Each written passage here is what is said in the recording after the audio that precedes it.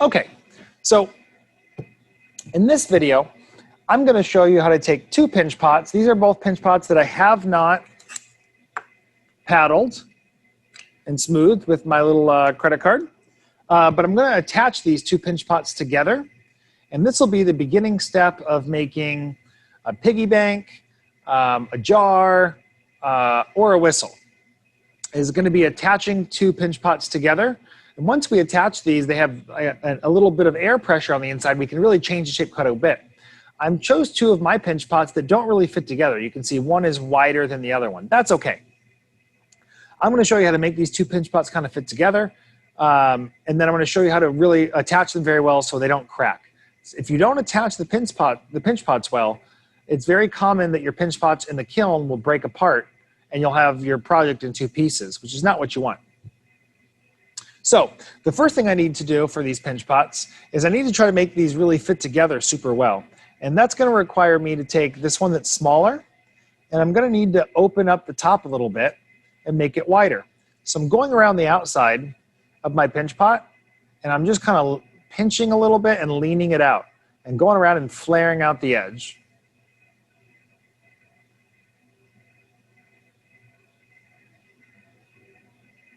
I could make the whole pinch pot wider too. You can see I flared the edge out.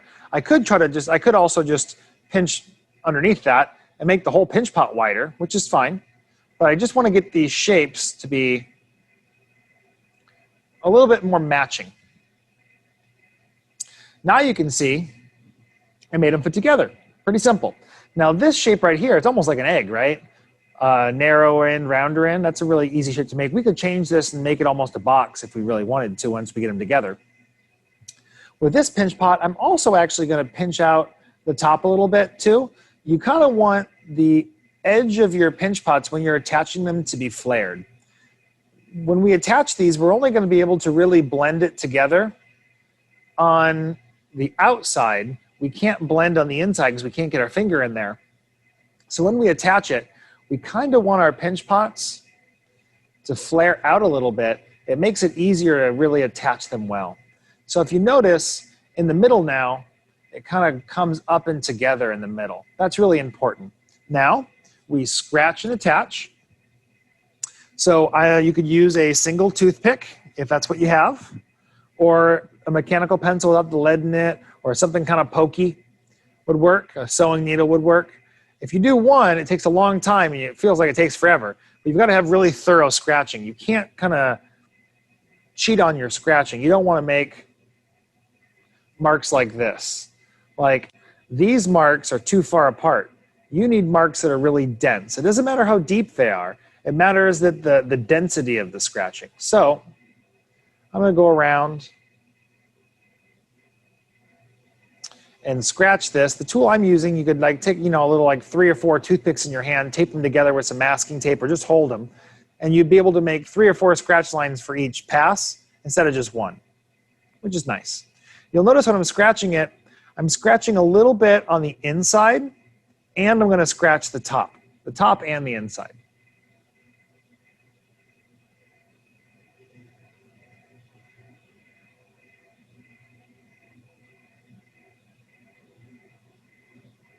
Okay, so that one's done. I want these to stick together really well, so I'm actually going to take this one while I scratch the other one. I'm going to dip it. You can see when I dip it, I'm just dipping the very surface into some water, just the part that I scratched into some water. And then I'm going to set it down on my table. If I set it this way, it might stick. So I'm going to lay it on its side here. Okay.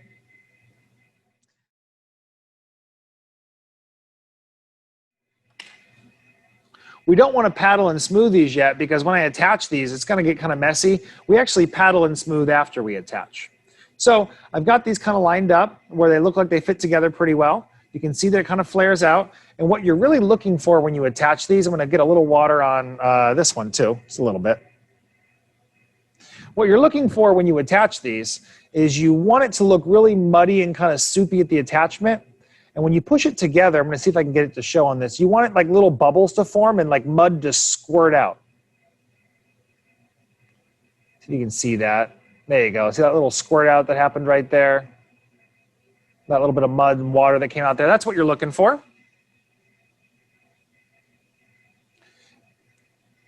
right? And now that I have these kind of stuck together, I need to blend this on the outside and really try to join these together. So I'm gonna take my finger. Sometimes your finger isn't the best. Using like a pen or a pencil to drag it across, you'll actually sometimes get a better blend. I have tools in the classroom that I would use, like I might use this fettling knife, which is a thin piece of metal. If you have like a butter knife at home, that will work really well. And just try to blend these together. It's gonna look ugly at first, just trust the process. Once we get this sealed really well, you can just use your finger too. Once we get this sealed really well, you can see if you've got some parts that look like they're not attaching well, you can kind of pinch them together. Once you get it super well attached, we spend some time on this seam, we'll be able to paddle this seam and almost make it look like it disappeared. Because we've trapped water, or we've trapped air on the inside, we can hit this pretty hard with the paddle and it won't want to change shape because the air on the inside kind of dulls the impact or kind of makes it resistant to changing shape, which is a really good thing if you're trying to turn these two pinch pots into, you know, something that they don't quite look like yet. What will happen, which is good, is I have a spot right here.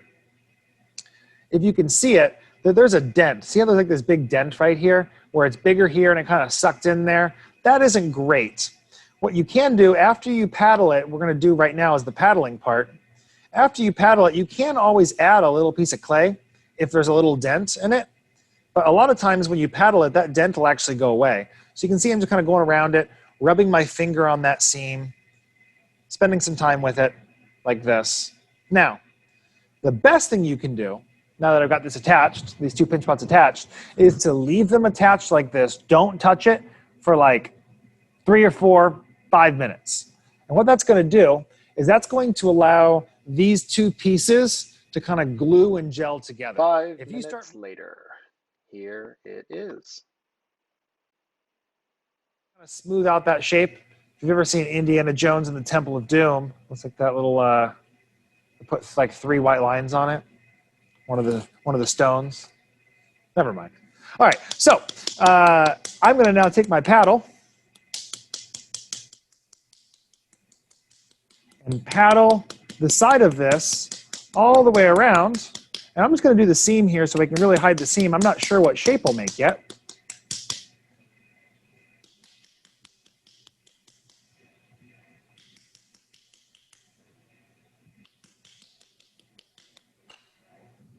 Now you can see that that seam that was there is totally gone, right? And it's all one continuous piece. Now I'm sure there's some spots like right there, you can see maybe a little bit of where the seam was and I didn't really paddle it super thoroughly. I'm trying to make this video a little shorter for you. But now I've got this little egg shape. Now I could totally add, you know, little arms, and that already kind of looks like a penguin to me, right? I put little arms on it, put a little beak on it, make a penguin, make a little creature. You could put it on its side like this, put little legs on it like this. These aren't great legs, obviously, you get the idea. And now maybe you could make it like, you know, put a little tiny curly tail on it, put a nose on it, make a little pig. Curly tail. Right? Snout.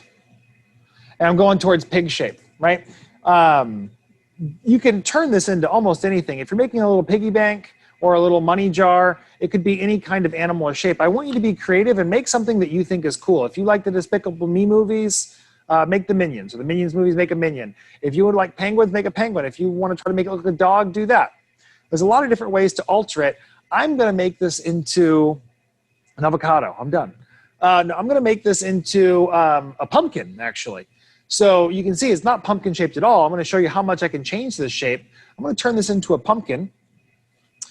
So what I'm gonna do is I'm gonna kind of, with my hands, I'm gonna get it a little bit rounder. So I'm very lightly just tapping it into this kind of ball shape. I can use my paddle and kind of paddle it. And I'm gonna get this thing to get a little bit shorter and squattier. I'm gonna take it on the table and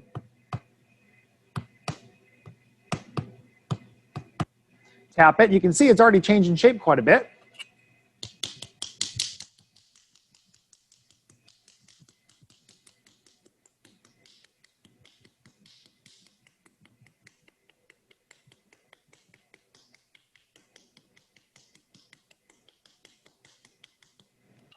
You can see it's a little squattier now. Now, sometimes, like when I'm making a pumpkin, I want this thing to get shorter and a little bit wider.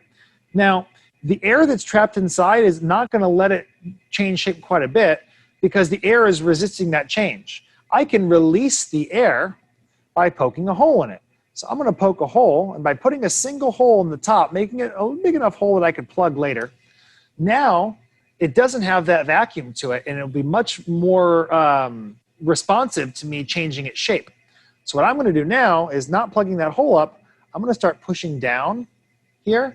And if you've ever looked at a pumpkin, they kind of go out and then they kind of curve back in. And this point is actually lower than this point. So I'm going to push that in. At the same time, I can also on the bottom of my pumpkin, it's the same thing. They kind of curve in and this point recedes in.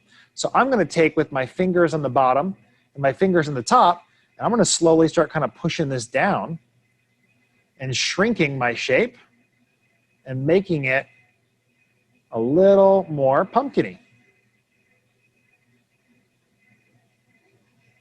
Now, you can see that I've shortened it. I've made this part a little bit lower. It's not great yet at all. It doesn't look like a pumpkin yet, but you get the idea that we're starting to get closer to pumpkin shape than egg. Now, that little hole that I made, I want to plug that right back up because I need that air. I want to maintain that little air pressure in there, which makes it a lot easier to shape. So I'm taking a little piece of clay. You know, put water on it if you want. I'm going to stick a little noodle of clay in there and really press it in there and seal that hole back up. So now I've got my air pressure again. I'm going to go around now and paddle again and try to get this thing to look a little rounder, where I want the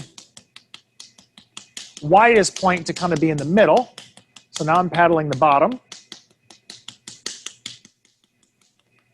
I'm paddling the top. And what's nice about pumpkins are they're not perfect. They're kind of lumpy. One side might not look like the other side. And that can kind of be a nice thing when you're learning to hand build, because you're not trying to make like a perfect shape. Because pumpkin.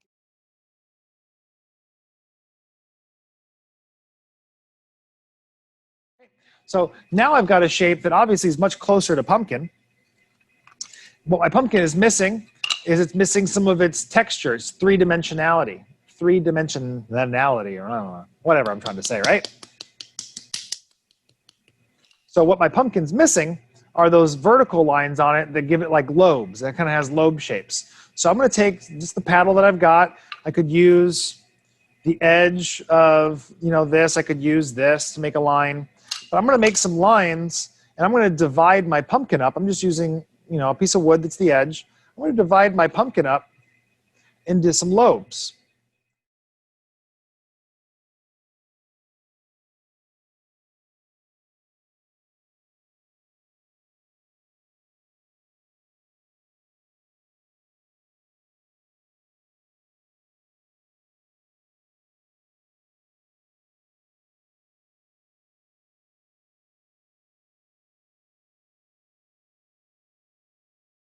Decorative pumpkin or whatever it is, any object like this that's hollow, you could turn into like a coin jar.